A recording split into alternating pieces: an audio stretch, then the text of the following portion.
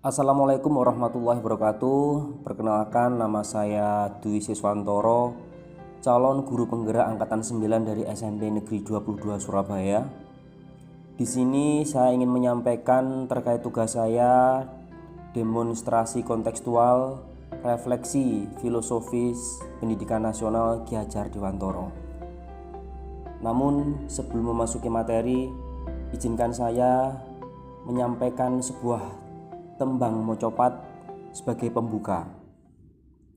Tembang pangkur laras pelok padet 6. Miyo sing priyagung bangsa, purwa panggula wentah sejati, tansah kinukuti niru panggagas olah bawa, mratandani pangrembakaning ilmu, mring pradwija uga siswa, muga antuk berkahing widi. Itu tadi persembahan pembukaan tembang pangkur laras pelok padet 6 yang berjudul Pitutur Tuladaning Dwija, yang berisikan tentang bagaimana perjuangan seorang Ki Hajar Dewantoro dalam mengembangkan pendidikan di Indonesia. Sebelum memasuki pada materi inti, kita perlu mengetahui bagaimana sejarah selayang pandang sejarah Ki Hajar Dewantoro dalam mengembangkan pendidikan di Indonesia.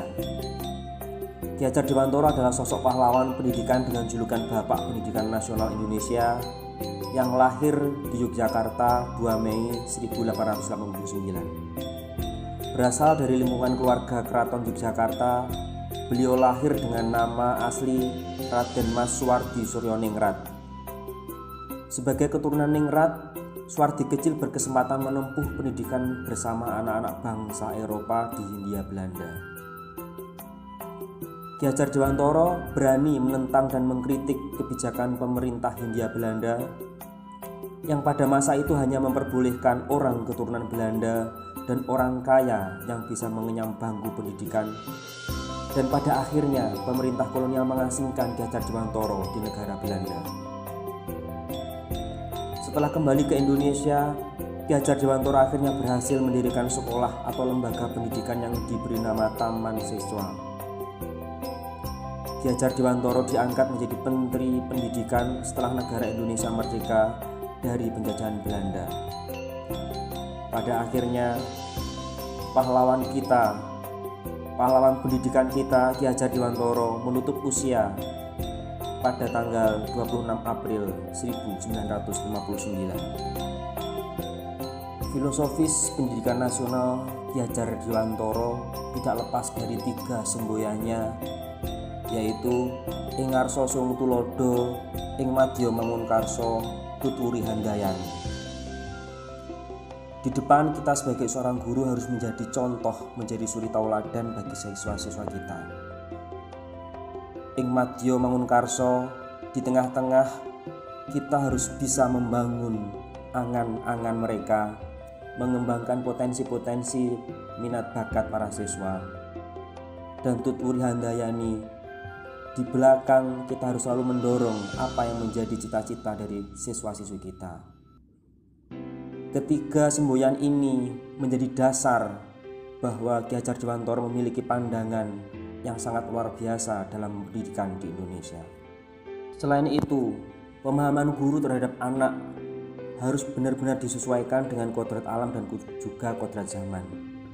Ada salah satu nasihat dari Ki Hajar Dewantoro bahwa anak-anak hidup dan tumbuh sesuai dengan kodratnya sendiri. Pendidik hanya dapat merawat dan menuntun tumbuhnya kodrat itu.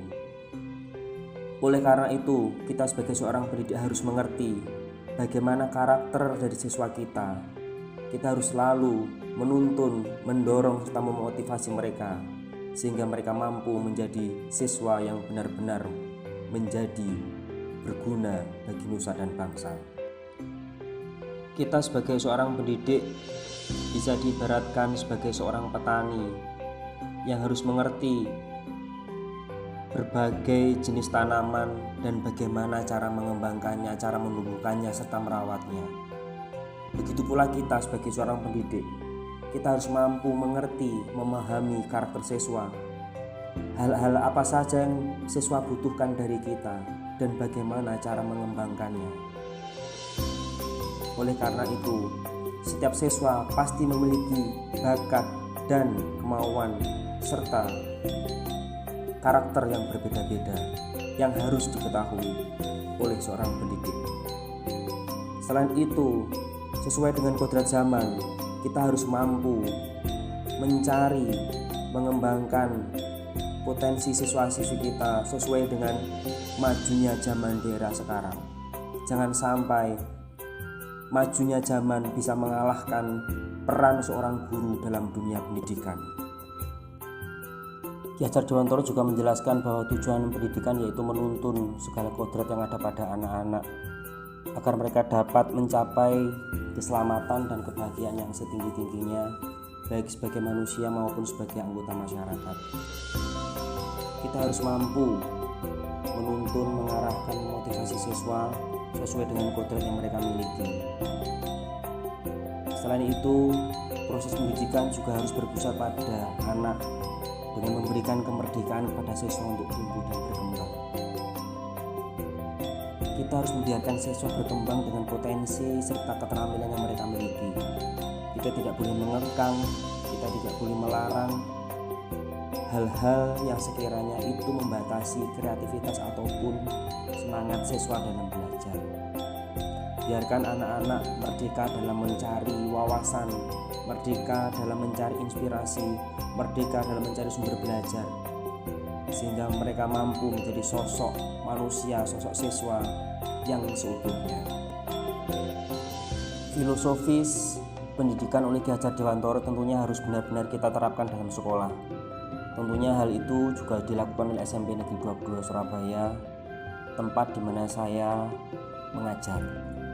Di sekolah kami ada beberapa pembiasaan yang mungkin bisa menunjukkan implementasi pendidikan sesuai dengan pandangan Ki Hajar Dewantara, seperti adanya pembiasaan sholat duha, pembiasaan 5S, serta pembiasaan upacara.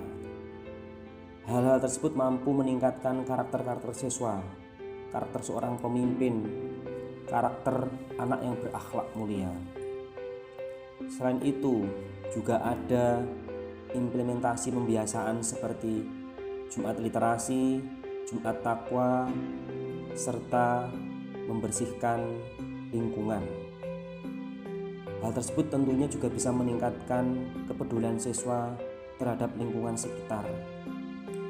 Bukan hanya meningkatkan iman dan takwa, tapi juga harus peduli terhadap sesama. Adapun hal lain juga ada seperti kegiatan P5 di sekolah, pendampingan siswa-siswa berprestasi, serta pengawasan terhadap bentuk kenakalan ataupun hal-hal yang kurang baik ada di sekolah. Hal itu tentunya kita sebagai seorang pendidik harus benar-benar menerapkannya dengan baik, supaya wujud dari filosofis Ki Hajar Dewantara benar-benar terjadi di sekolah kita.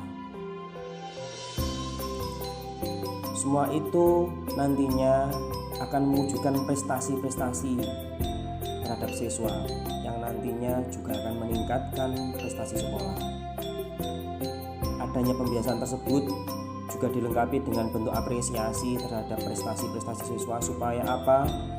Supaya siswa bisa merasakan kebanggaan tersendiri bahwa hal yang mereka lakukan ternyata mendapat nilai positif dari sekolah, dari teman-teman maupun dari orang tua.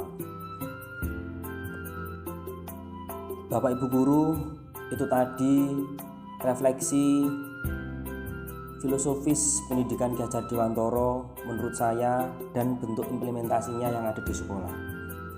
Sebelum saya tutup, saya akan menyampaikan moto guru penggerak. Guru penggerak tergerak, bergerak, dan menggerakkan. Tergerak untuk melakukan perubahan, bergerak tidak boleh pasif, harus selalu melakukan perubahan. Demikian yang bisa saya sampaikan. Mohon maaf kalau ada kekurangan. Wassalamualaikum warahmatullahi wabarakatuh.